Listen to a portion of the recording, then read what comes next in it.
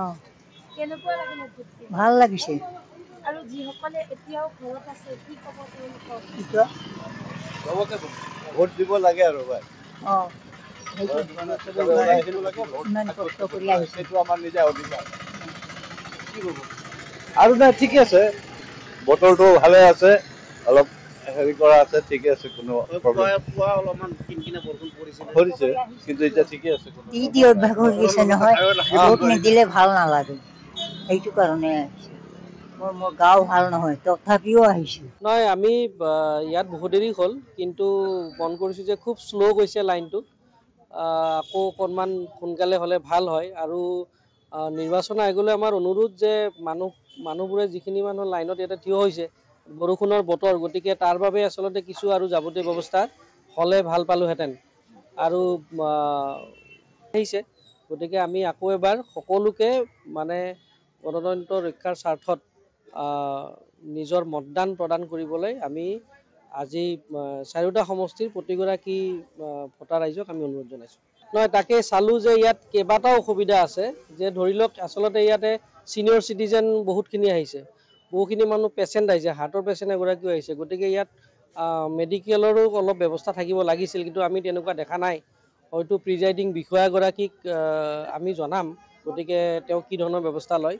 আৰু জোৱানসকলে কিছু তেওঁলোকে যিমানখিনি পাৰে তেওঁলোকে সহায় সহযোগিতা কৰিছে, কিন্তু নিৰ্বাচন আয়োগৰ আৰু বহুখিনিও কাম কৰিবলগীয়া থাকি গ'ল। গতিকে আমি তেওঁলোকলৈ অনুৰোধ জনাইছোঁ, যদি দিনটোত শেষৰ ফালে পৰা যায়, তেনেহ'লে এইখিনি ফেচিলিটি আমাৰ 81 নম্বৰ বুথত তেওঁলোকে দিয়াৰ মানে ব্যৱস্থা কৰে।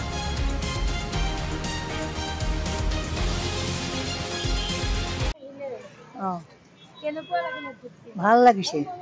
আৰু যিসকলে এতিয়াও ঘৰত আছে কি ক'ব তেওঁলোকক? কি কয়? চবকে ভোট দিব লাগে আৰু ভাই। অঁ ইমান কষ্ট কৰি আহিছে। সেইটো আমাৰ নিজা অধিকাৰ। কি ক'ব? আৰু নাই ঠিকে আছে, বতৰটো ভালে আছে, অলপ হেৰি কৰা আছে, ঠিকে আছে, কোনো পুৱা অলপমান কিনকিনা বৰষুণ পৰিছে, কিন্তু এতিয়া ঠিকে আছে। দি অভ্যাস হৈ গৈছে নহয়, ভোট নিদিলে ভাল নালাগে, সেইটো কাৰণে আহিছোঁ। মোৰ গাও ভাল নহয়, তথাপিও আহিছোঁ। নহয়, আমি ইয়াত বহুত দেৰি হ'ল, কিন্তু মন কৰিছোঁ যে খুব শ্ল' গৈছে লাইনটো।